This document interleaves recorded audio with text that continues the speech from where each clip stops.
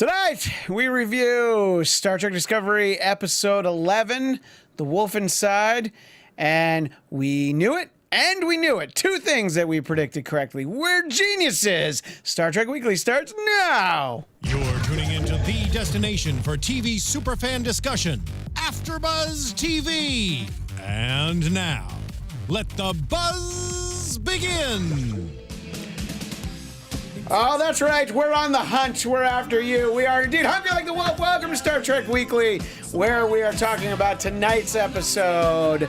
Not Hungry Like the Wolf. I feel like it should be called Hungry Like the Wolf. It would have been appropriate, but it's The Wolf Inside. Very excited to be here to talk to all of you. And Steve, when you have a moment, we'll see who's in the chat. Sometimes we have friends in the chat. Sometimes we don't, but it's always good to know. Enemies. That's true. Actually, some of the shows the wolf inside sheep's clothing? Some of the shows that I do are the chat is filled with enemies, but that's all right. In any case, I'm Christian Bladt. You can find me at ChristianDMZ. To my left, camera right, Kari Lane. Where can people find you? Hey, how's it going? You can find me online at Kari D Lane. It's Karidlane. Are you just trying? No, just a little clap for you. More. I thought you were just clapping for more Duran Duran. That's right. Yep. Hey, good song choice. Well, you know, it's. I like Duran Duran. So, it was fun. You know, it's what we can do. And Frank Moran, where can people find you? And Twitter and Instagram at HappyGoJackie. Now to pick up on something that I just didn't know last week because I just didn't do the 3 seconds of Googling that it took. There are 15 episodes in this season of Star Trek Discovery, so that means we have 4 more after tonight. So not as many as I thought. In my head, I had 17 for some reason. Maybe it's just because I was hoping for more. So not really a lot left in the season, and I think that might have something to do with this episode kind of really moving along the 2 stories. The Mirror Universe story and the what's going on with Mr. Tyler story. So I'll start off, Frank. Overall thoughts on the episode?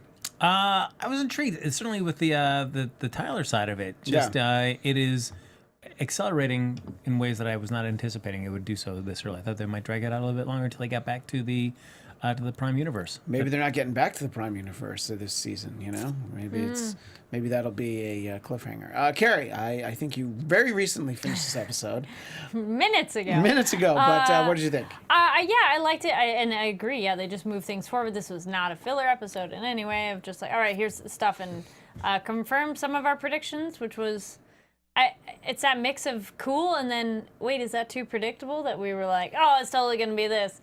But I didn't feel like it was boring that we knew what was. No, I think we're just super smart and brilliant, and it was I'll go with that. It was very well written. We were just smart enough to know what was coming, and I But think there are some things that you go, oh, what does that mean? Yeah, well, one thing in particular that we'll get to. There's something I'm like, I think we can be pretty happy with a couple of things that we predicted, which we'll also get to. And also, subtitles reconfirmed that it is the Mirror Universe because it says Mirror so-and-so. Like when it's somebody else in the Mirror Universe talking. Oh, it will say mirror and then their name. Okay, yeah. So it's like, I'm trying to think of an example of one of the Mirror, Mirror Emperor, which we'll get to. We forget her name every time. I feel bad. The redhead. You know what? I saw it at the end of the show, too. And I saw her name, and I'm like, but it says that. It's like Mirror. No. Yeah. Anyway, good to see Stress-Free K and Nicholas Stormy in the chat. Please keep chatting away, and we'll talk to you guys momentarily. But one of the things that we thought might happen, which was more from the chat, Lieutenant Stamets was not figuring out a way to bring the Doctor back to life. He was, in fact, dead. And he's done. That was too bad. Still for now. Who knows? We still have 4 more episodes. That's Maybe. true. And again, there could be a version of him in the Mirror Universe. Back from the mirror. And like maybe Mirror One is somehow nicer because he seemed like such a nice guy. So maybe the Mirror version of him is still super nice because he's also a doctor. But where the episode really picks up is sort of this idea that I think she said it was 2 days in, and Burnham was just having difficulty being in that world. Some of the decisions that she had to make, which we see reflected later in the episode. And I can imagine how difficult that must have been for her. How long do you think, Kari, you'd be able to keep up that kind of charade where you're like, well, I look like everybody expects me to, but I have to be like this just ruthless, nasty version of myself that they expect me to be? I was actually kind of thinking along those lines when she was sitting down in the command chair at one point on the bridge, and I'm like, okay, you look like that person, you're essentially that person, but not. And then I wondered how much other people notice mannerisms, because then you would notice like everybody does little things that make them them. And so how much are you like your counterpart? And so, I mean, she could keep up the facade of the energy level, but I was wondering if other people might be like, hey, you're doing this and you don't do that. One thing that I think would help that is that she had been gone for a while. That's true. People, she does have a past. It wasn't with like that. one day it was Mirror Burnham and then the next day it was Burnham Prime, for lack of a better term.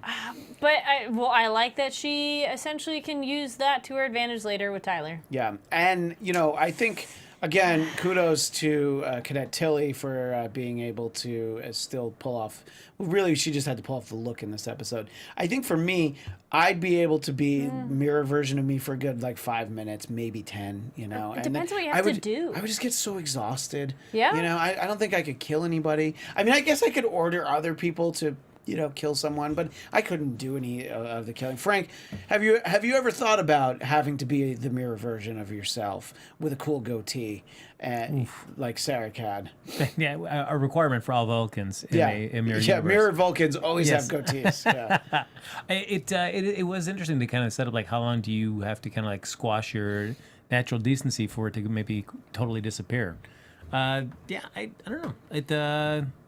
Yeah, it's an interesting universe where you can't show a second of weakness, or else somebody's going to eliminate you. Well, yeah, and it's not even a second of weakness; it's a second of kindness, and that's not even. I mean, and that's or considered lying, weakness. Yeah, right. Nico in the chat says that I'm such a bad liar. It lasts 3 minutes. Yeah, I'm right there. I think. And Wellington says that if I had a fake evil me, I'd be crushed inside of a day. Yeah, I mean, it depends what you have to do. Tilly, at least she only had to do a conversation on the phone, and then was. Well, visually, but that was it. But Burnham having to be trying not to kill people and making an excuse to not kill them and thinking of a good reason. Yeah. Be like, no, I want to do it this way. Then we get information. Then you go, well, that does make sense. Right, exactly. But and again, 5 steps ahead. There's a decision she makes late in the episode, which, you think maybe she has given into it, and then you go, oh, not our Burnham. No, she didn't. She's just a mutineer. Other than that, she's a good person. Yes. But you got the enormous amount of research you'd have to do to take over your counterpart, just because when she does get her orders for this episode. Yeah, she's like, well, according to Terran law, all right, we get it. You read. No, but obviously somebody who trained at the Vulcan Academy would be able to spout off those kind of statistics. I did like that we saw Mirror Saru.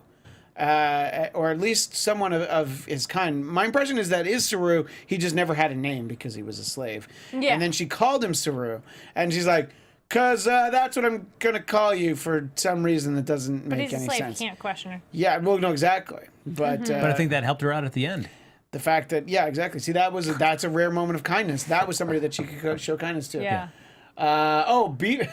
Beaverus. Welcome, like Beaverus. Love the name. I could be a jerk, no problem, but the moment I'd have to send my bang buddy out into space, I'd probably beam away. If your bang buddy tried to kill you and was, inches away from killing you, and your friend Saru is the only one who saved your life, maybe. I don't know. I guess in that scenario, I could probably transport someone out into the depth of space. Would you... Oh, go ahead. I wouldn't pull the trigger, though. Kind of on the being the evil, but even the gestures, because remember they did the salute, because at least when they first arrived, they could watch the other people do it and go, that's what we got to do.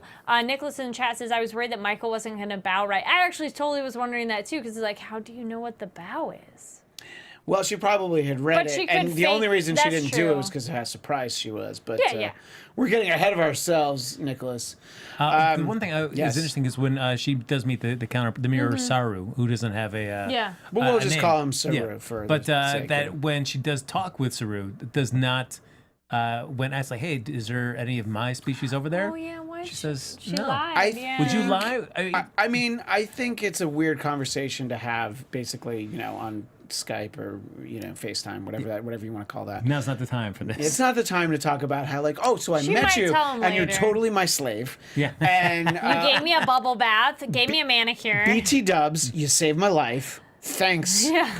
Thanks, mirror thanks. And that's true. Stress Free brings up a good point. They both lied to each other. Yeah, that's true. It doesn't mention that the doctor Yeah. had been murdered. I think it's one of those, per their situation, that was not information that needed to be shared then and could jeopardize the other's mission. So yeah. maybe later they'll be like, by the way.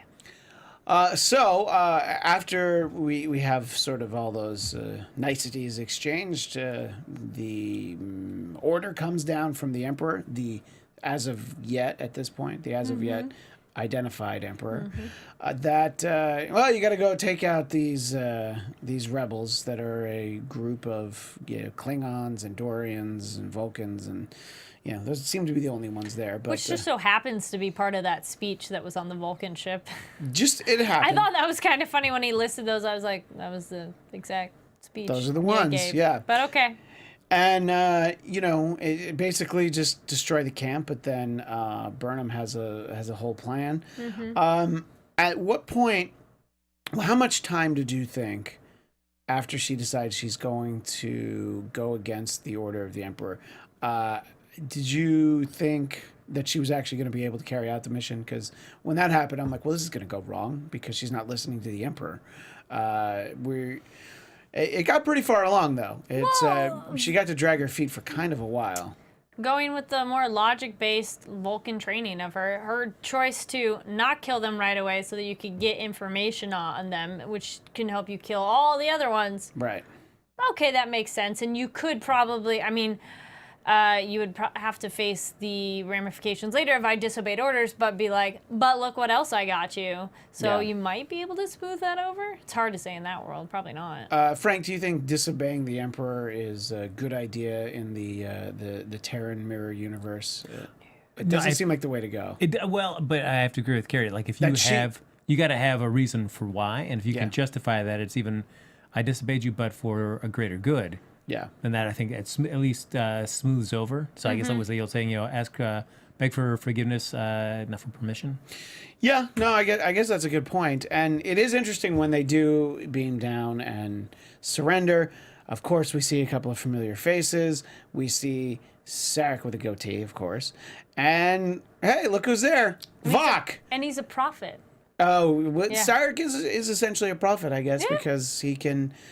do See the mind things. meld. Yep. And it was interesting. I thought it was kind of cool to watch him react to there's all this potential. And I guess, I guess he couldn't comprehend quite what he was seeing, which I thought was interesting. That's what I thought too. Like, he's looking at him and her as a child, and he'd be like, I have no idea what this means. Yeah.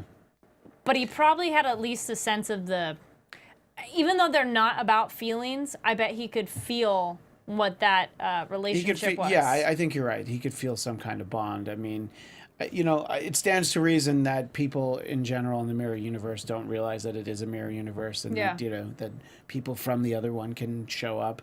So I thought that was interesting. What did you think, Frank, about Burnham's interaction with Mirror Sarek?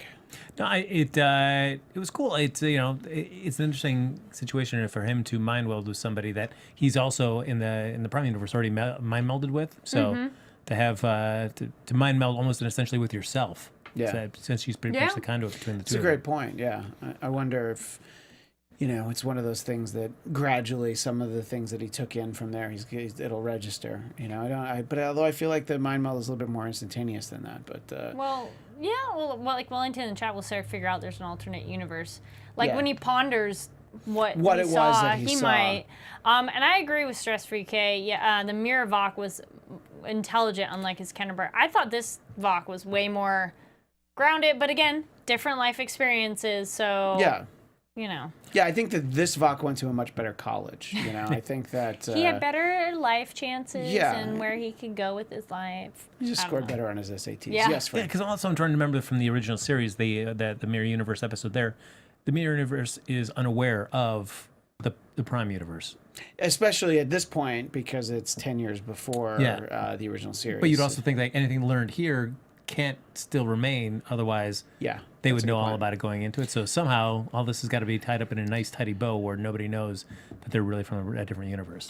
And Beaverus wants us to call our Tyler Ashvok, which is sort of the beginning of the realization that our prediction was correct. Yep. That Chat, Tyler a couple people knew really that too. is, you know, some form of human embodiment of Vok. I think it's still unclear as to how that was accomplished. I was curious. Did they too. just put, you know, a Tyler like skin over him or something? Some kind of weird Buffalo Bill Silence of the Or Lambs was thing? it I don't know. another body and they were able to transfer stuff over? That's Yeah, what I mean, kinda I think. don't know that I want to know exactly how they did it, but it is kind Yeah. of interesting. I'd like a better like one sentence explanation. They don't need Yeah. to show us. I feel like No. they've shown us a lot, but that it was still an interesting reveal. Everything's going along perfectly well, and then Tyler freaks out. And Of course. I'm glad they got to that because that was one of those that was going. We're like, okay, yeah. we need it to.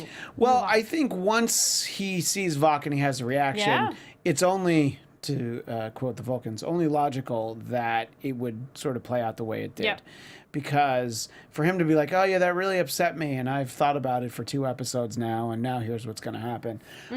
It was interesting. I'm surprised that it played out the way it did, where Tyler was not killed by Vok. Because, you know, it was just that kind of violent outburst. You know, it shouldn't have gotten to live. I mean, I feel like that was a very un-Klingon response. Frank? Yeah, I feel like the only reason that he didn't is because it was necessary to keep him alive for plot reasons. Yes. Well, yes, yeah, absolutely. That was it. But I mean, I felt like if it wasn't for him to ultimately be the transport for the data information, Yeah.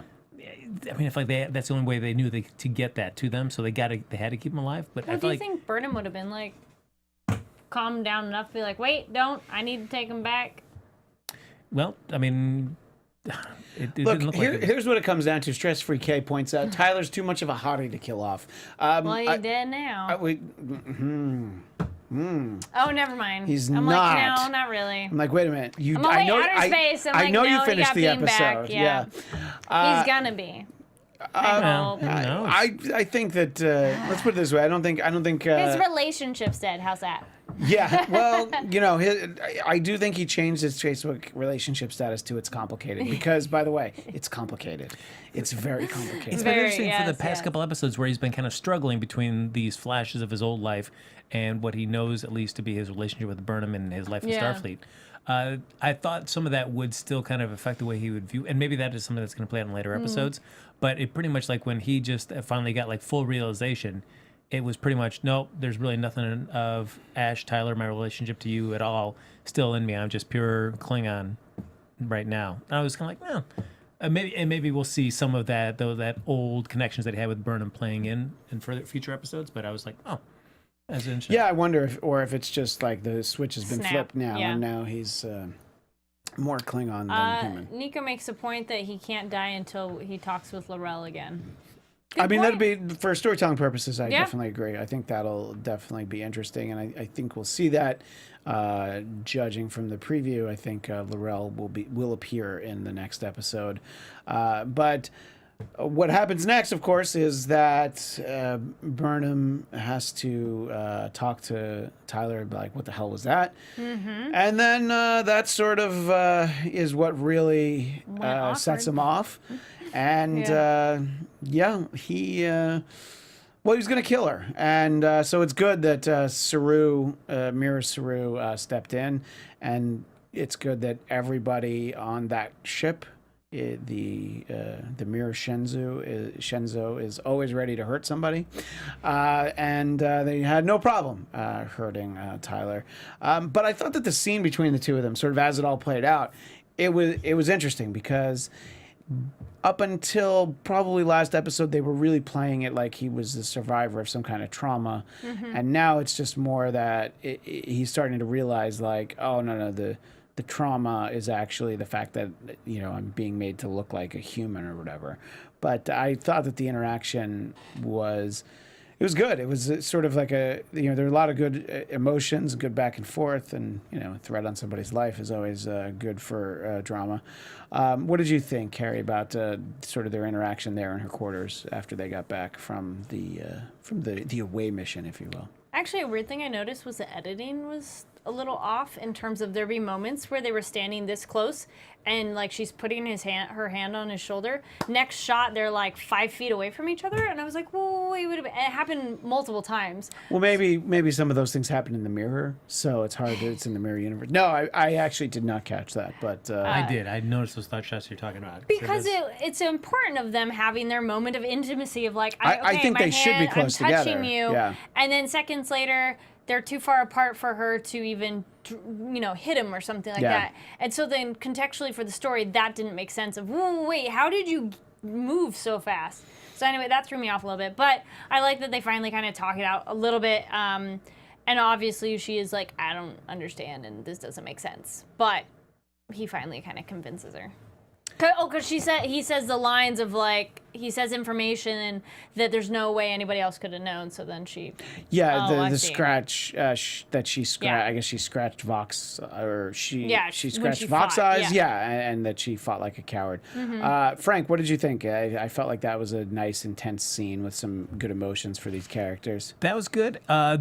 But I will backtrack for a second, though. I have enjoyed just as much, if not a little more, was Burnham talking to Vok down on the planet and trying to figure out how a Klingon who has such pride in their own race would work with Tellarites, Andorians, and Vulcans. And I thought that was, and her just constant push to try to just draw like what the reason was and how she could use that. Right. Yeah, and I do think that was interesting because that was the real reason she wanted to be there, was to just understand how they could get that done. And it's like, what can we do in our universe to try and make that happen? And I don't know if there's anything to be gained out of that. Like, did you feel like you saw anything that she could use as some kind of way to make something work back in the Prime universe? No, and I don't quite understand how she thought she would get anything out of them, but I don't know. I guess it was a conversation that she wanted to put her Vulcan-trained mind to, and to see if she can come up with an answer. Yeah, she might think of something later.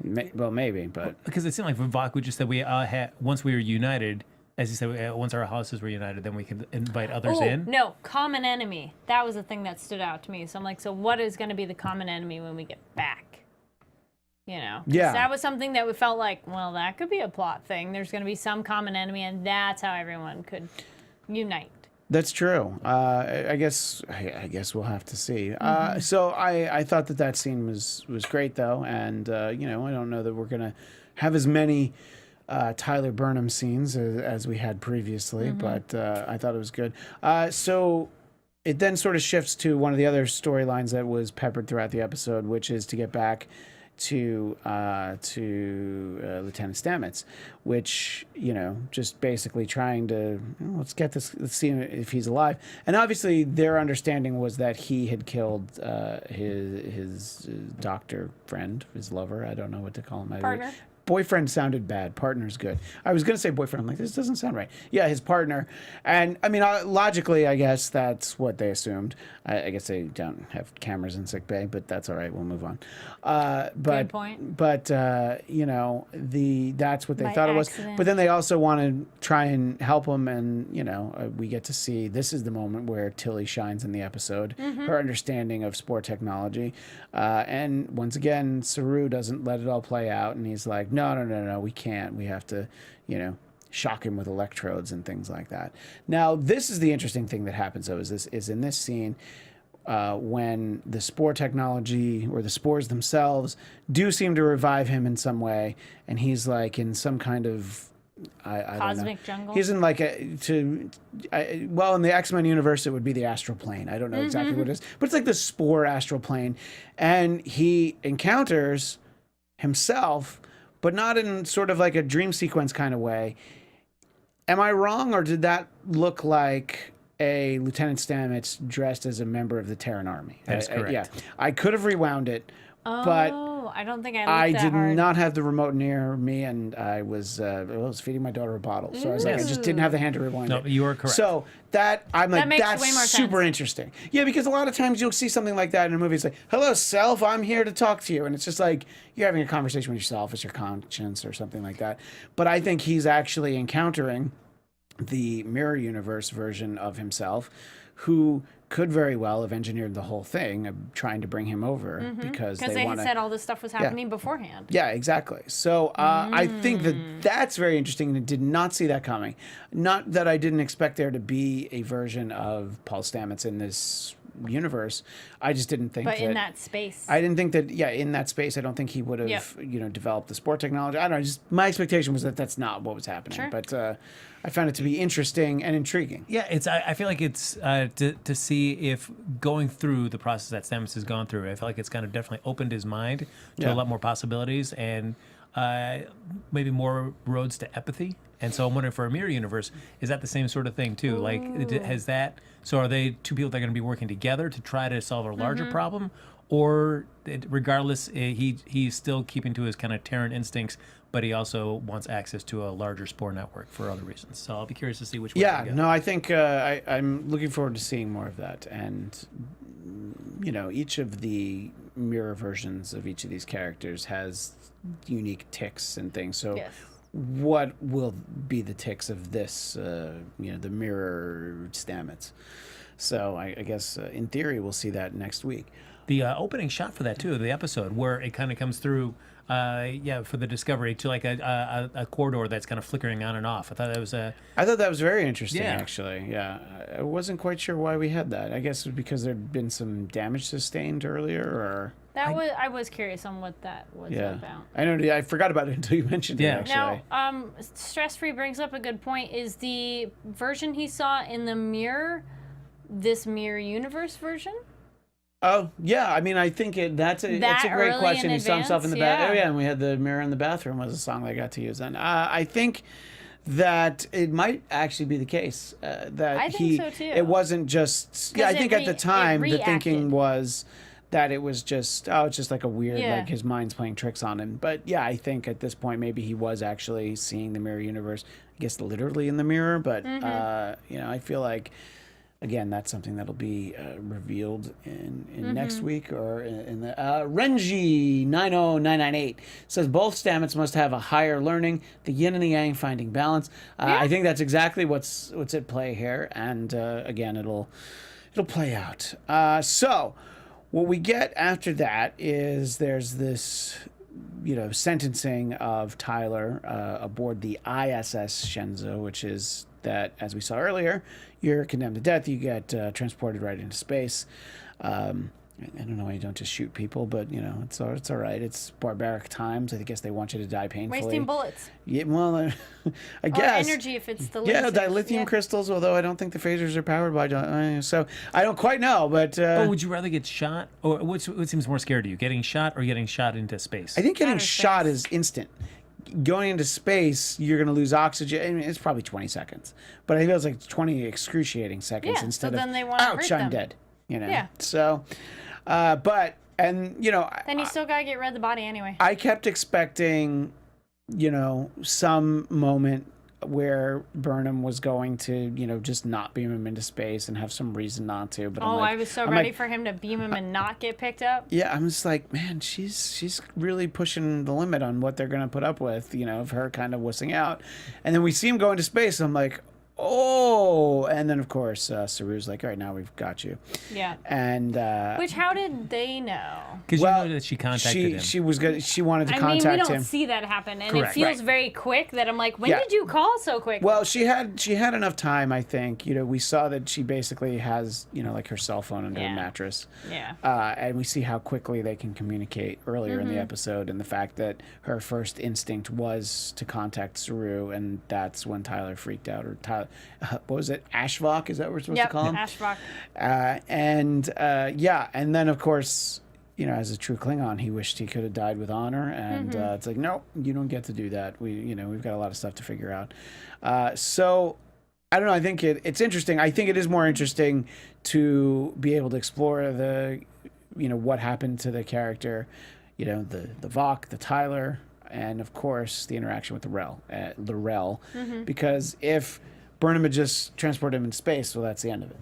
So I think this story will continue to be more interesting in the next couple weeks because of that. And then we have the big reveal that we were absolutely right about. The Emperor was, of course, Emperor Georgiou, and I think that Burnham's reaction to it was perfectly legitimate, that she was just so floored by the fact that even though she knows she's in a mirror universe, she's talking to her, she's alive, and she forgot to bow, which is what we alluded to earlier in this episode. But she did know how to bow. And as we see in the week ahead, Lorca's not really one for bowing, but Burnham kind of knows her place a little bit. So even though we had predicted that this happened, and I probably would have been disappointed if she wasn't the Emperor, because then, I guess the other theory we threw out there was Harry Mudd. This is not as good as that. I mean, sorry, that is not as good as what we did get, because it's great to see Michelle Yeoh again. And I think it's cool, even though we had thought about it. And I don't know if we did the show, if I would have had that conversation in my mind, if maybe I would have been surprised. But I was excited. Kari, what did you think at that big reveal that just minutes before we started this show you saw happen? You're like, I can stop watching now. I have 4 minutes left. No, you got to keep watching. Me, the last person. I think you made a really good point, though, that with doing shows like this, talking with all of you out there, thinking these theories ahead of time, I don't know if I would have thought ahead about it. I think that's a satisfying non-surprise. Yeah. Because we're not like, oh my gosh, I'm so surprised. But it is like, good, it's that. Because I think if it's somebody else, we might have been a little let down. I do think I'm really curious to see where Burnham goes with that, because it's someone she cares about, still alive, but really shitty person.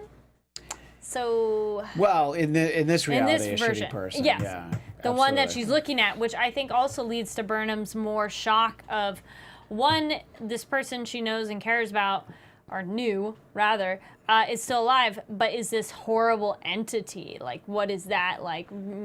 Having to come to terms to reconcile with that notion with the person that she cared so much about. And obviously there's so many issues wrapped up in her Georgiou's death, because she didn't kill her, but she caused the situation where she ended up dying. So there's the tremendous guilt.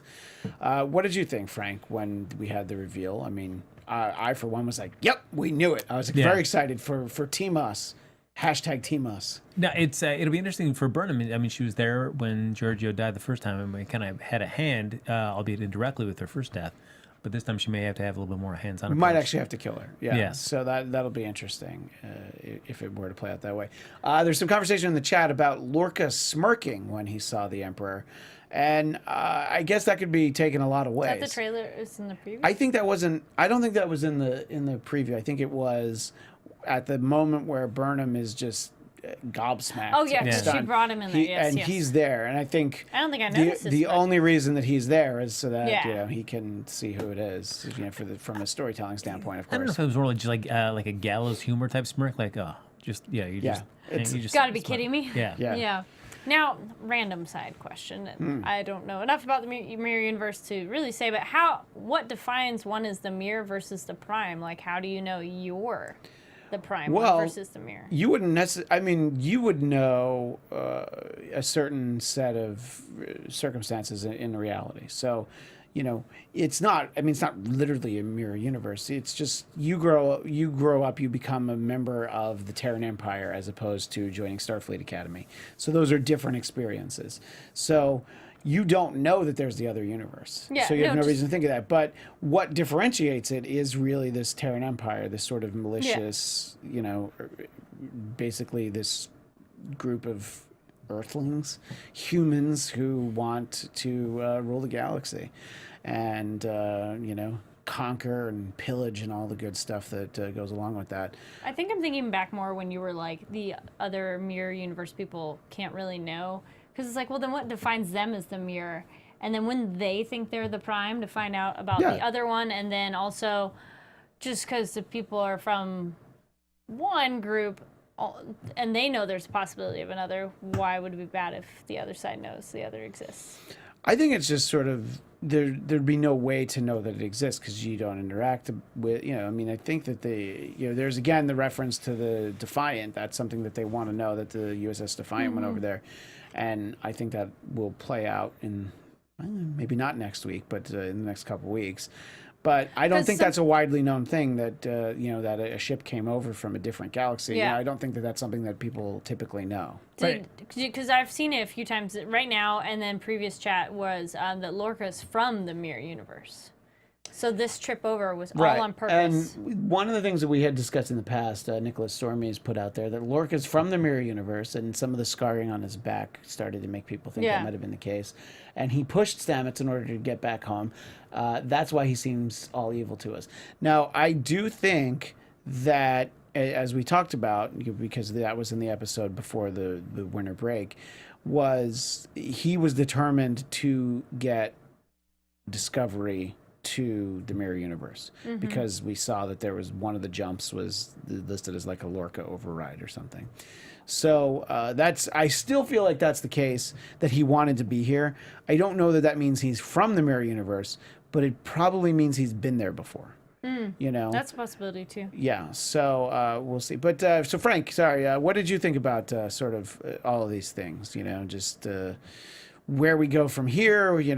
Obviously, to Kari's question about how do you know which are you the good one or the bad one? Well, if you have a goatee, you're probably the bad one. Well, true, but I mean, from their point of view, they're going to think the Prime universe, from their point of view, is just a mere weaker version of them. Yeah. So, and if you were to know the existence of it, like, why don't we just conquer these weaklings and we just expand our empire even more? Yeah. Now we're through 2 universes. Reason you may not want that information to leak out. Then all of a sudden they're fighting the Klingons on one front and another universe of people that are intimately aware of themselves trying to beat them as well. Nicholas Stormy says the Defiant looks so different than the DS9 Defiant, which upset him for some reason. But this is a different ship, just has the same name. Yeah, I think just named after that. This ship. is from the Enterprise timeline, the Star Trek Enterprise, not the USS. See, now Constitution. I mistakenly called it Constellation. It's Constitution. I know. That chat. I got that tweet. A friend of mine tweeted. A friend of mine tweeted, and he's a little bit of a stickler on accuracy for that. I was a guest on the Doctor Who after show, and I was like the only one who seemed to know anything about classic Doctor Who, and I was like, there was no sonic screwdriver till the 3rd Doctor. He's like, well, actually, there was an adventure the 2nd time. I'm like, oh man, he will not let you go. And I was like, I'm like, you're right, absolutely, and that's what we love about our friend Mark. His name is Mark Hunt, and he is a friend going back to the radio show I used to work for, and he's a big fan of Star Trek Weekly. He doesn't stay up late. He's on the East Coast. I don't know why he's not up at 1 a.m. Watching us, but Sunday night. I thought he was a friend, but he does. It's a holiday. He does check it. True. That's true. Tomorrow's a holiday. He should be watching right now in the chat. But he does. He's always excited to hear our thoughts on the episode, so he has somewhere to go. And we like this fact checking. I appreciate it. Yep. I called Harry Mudd Harvey Mudd, and Mark is the one who's like, come on. I'm like, oh, did I really? And I blamed that on jet lag, but I'm sure I'm just stupid. I think the mirror version of myself is much smarter. Like Vok. The mirror Vok was so much smarter. The mirror version of me is probably very smart. And you know what? My goatee is probably pretty awesome. I will say I did like Jason Isaac's acting at the beginning of the episode when he gets taken out of the agonizer, where just his voice is just kind of like shaky and wobbly through that. Yeah, it's a great point. The intense experience just to be subjected to that for any length of time. And I like the fact that he's willing to concede to Burnham. It's like, my judgment might be a little off because I'm just here being tortured constantly. So maybe I don't have the clearest head right now.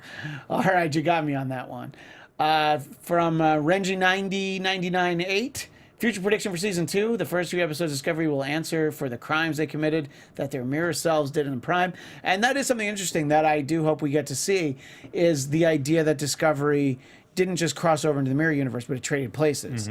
So it'll be interesting to see, and we talked about this last week, what the mirror Discovery does in the Prime universe. And when you get back, do you just swap? Or Well, that's a great question, because, that's not necessarily. I mean, when we've seen stories with the mirror universe before, that's not what happens. Is that, you know, they'll exist in the same place.